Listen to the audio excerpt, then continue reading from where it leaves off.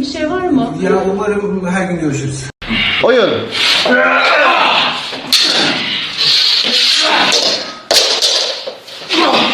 Vay.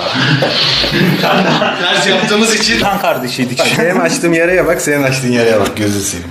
Ha? Haydi. Benimki de taze ikisi. İyi. Oğlum bu